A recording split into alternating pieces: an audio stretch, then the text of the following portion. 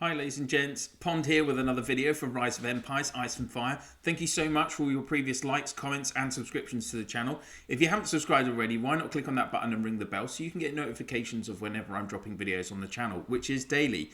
And now on to the topic of this video, and this is part 5 of my guide to CC, crowd control and countering within the game, particularly focusing on looking at how this impacts in battle videos. So today we are looking at troop recovery block. Now, technically this isn't what you'd probably call crowd control, but it is you are manipulating the actions of your opponent's heroes and what abilities they're doing. So that's why I've included it in this series. So let's have a think about troop recovery block. First, why would it be important? Well, there are lots of key heroes in the game that are doing a lot of healing. Heroes like Lawman, Army Breaker, Bleeding Steed, Scander, Liberator, lots and lots, Windwalker for instance, Desert Storm. So we have multiple heroes in the game that are healing now, and if you can actually stop or reduce that healing, that is going to have a positive impact for you. Obviously, the less troops they are healing, the more likely you are to defeat them. So let's have a look at the heroes that have this ability. And first off, we have Jade Eagle, the S4 Archer's hero. I actually rank him the lowest in terms of having this ability. The reason for that is Jade Eagle has troop recovery block on his 5th skill, Heart Seeking Strike. It's a combat skill and only has 30% chance and 1 turn of prep. And also the thing is with this is that the recovery is only affecting footman troops. So you can see here 30% chance for damage, and then making enemy footmen cannot recover units. This will last for 1 turn, but it does impact all 3 enemy squads. So if you were up against a footman legion that did have, for instance, who should we go with? Like Bleeding Steed, Scander and Desert Storm, 3 heroes that all recover troops. Then actually Jade Eagle would stop that. Stop them recovering for 1 turn. So it is good in terms of the impact it can have, but obviously it's only applicable for footmen, and that's why I rate it a little bit lower than the other heroes. Next up is Spectral Reaper. So Spectral Reaper is the SX3 Archer's hero, and there are actually 6 heroes in total that currently do troop recovery block in the game. There are 2 Archer heroes, 2 Footman heroes and 2 Cavalry heroes, so it is a balanced ability across the 3 different troop types. So with Spectral Reaper, on his 2nd skill, Tamashi Kazari, now this is a passive skill, so it only activates after Spectral Reaper basic attacks, and there's a 35% chance, so it's quite low, and it's only going to target 1 enemy squad, but it will make them unable to recover troops for 1 turn, and it is any of the troop types.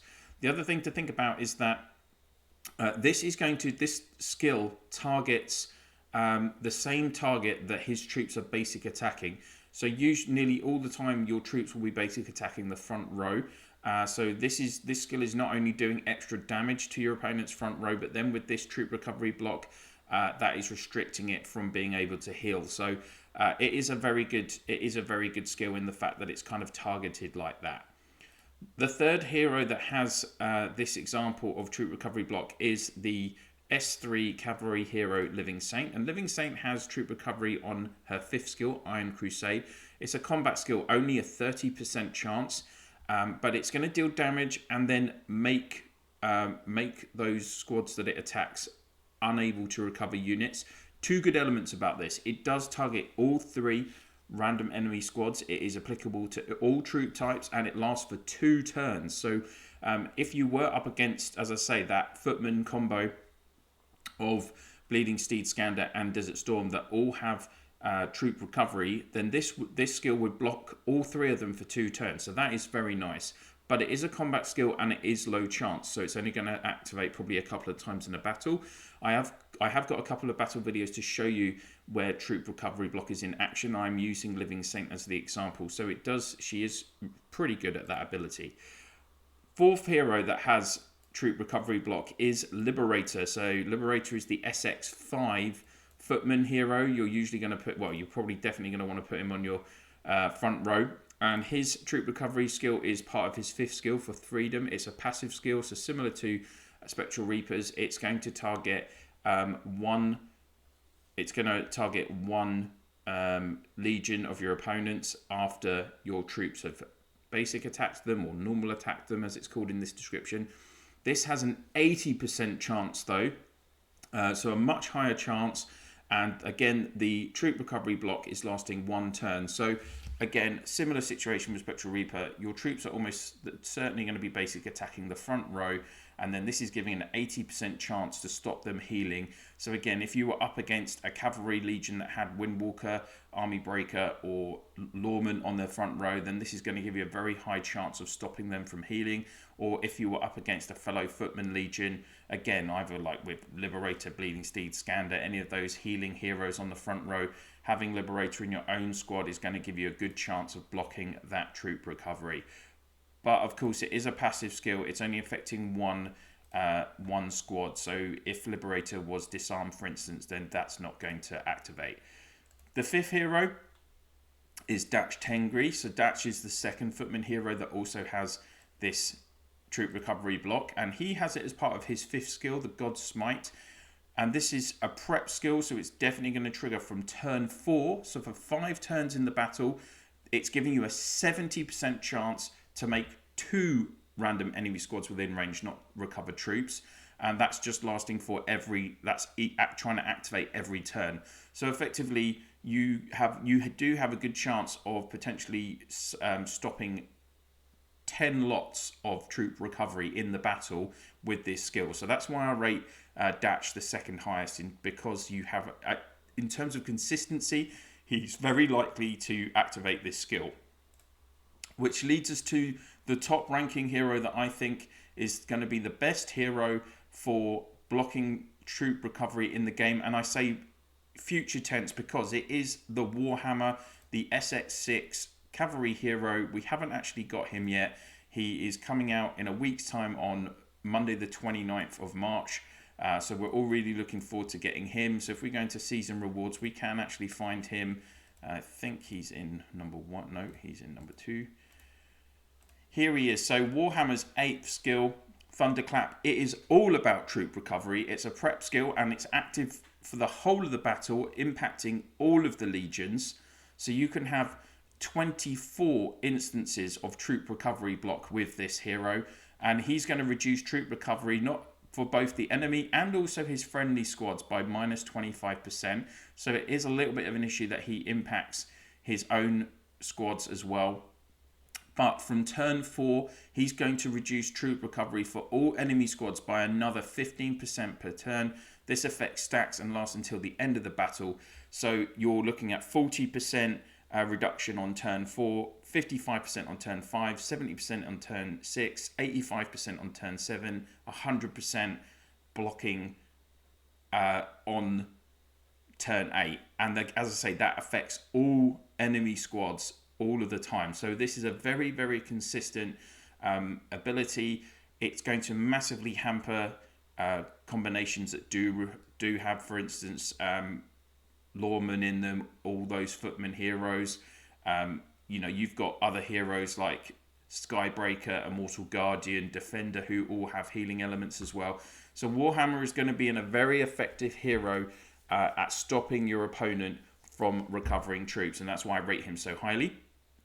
So these are the 6 heroes that have the troop recovery block. Let's have a look at how it works actually in a battle. As usual, I like to show the battles, and we're looking at a Heroes Duel battle from a couple of weeks ago. One of my alliance mates, Keeney, was up against Northridge from U17, and we can see that there is it's the Three Sisters combo, Warlord Roku, Living Saint up against Lawman, Army Breaker, Ragnar combo. So you're going to see Living Saint's 5th skill stopping Lawman and Army Breaker from recovery. So let's just slow it down a little bit. So we're going to be looking for Living Saint triggering her Iron Crusade skill. And Lawman it has a status recovery skill, so she should be automatically recovering troops every turn. And Army Breaker also has his Formation Rest skill as well, which Formation Rest clears debuffs as well, which is going to be interesting. So here we go. Living Saint, Iron Crusade skill, activating now. And let's see what happens on turn 2. So reinforcements, nothing happens. So Lorman did not recover.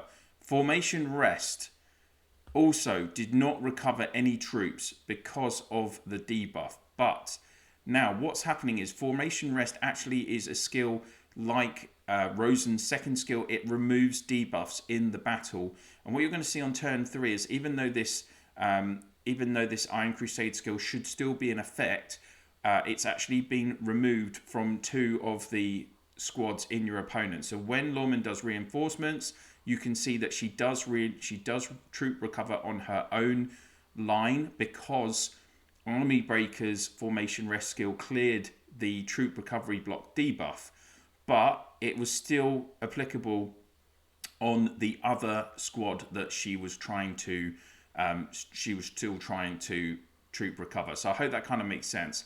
And then you've got another Iron Crusade again from Living Saint. So you're going to see more elements of troop recovery block. But again, Army Breaker's formation rest is going to clear it as well. So again, you see Lorman only recovered troops on 1 squad.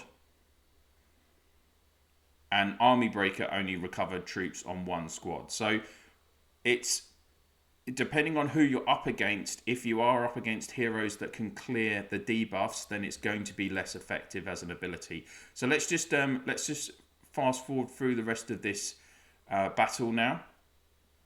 So on turn 5 again, there was only 1 lot of healing, as I say, because that 1 squad had its debuff cleared. And then from turn 6 onwards, you can see that both Army Breaker and Lorman, their healing abilities are now working on both squads each time because they are not getting blocked anymore. So there we go. That is how it's working, guys. And we're nearly at the end of this battle. So again, you know, that is why as well that a hero like Warhammer or Datch is going to be a lot more effective because they're going to be healing a lot more during the battle, and those debuff clearing skills only don't work on pre-battle skills as well. So prep skills and status skills, I don't think they would work. I just want to show you one more example of the battle, which is here. Yeah, so this time it was Living Saint up against an Archer combo which had Defender in it, and again you're going to see Living Saint activate. Let's just fast forward it. Here we go. So Iron Crusade is activating on turn 1 of the battle. There it goes. And now you would usually see Defender. You see this is Defender's Flame of Resurrection recovery skill, but it doesn't activate any troop recovery because the Iron Crusade skill is blocking it. So again, up against this combination, you're stopping the heroes, you're stopping Defender's recovery ability, basically. Let's just fast forward on a bit.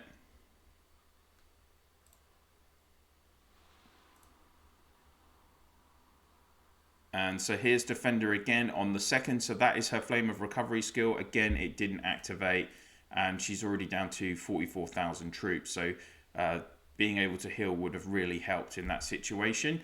And then Living Saint also gets off the Iron Crusade skill in this battle report on turn 5 as well. So you can see on turn 3 now Defender's recovery is working again because it was blocked on turns 1 and 2. And it's working again on turn 4. And if you saw some healing from Tara, that's her 8th skill. It chooses a random ability. So turn 5, Iron Crusade again is activating by Living Saint.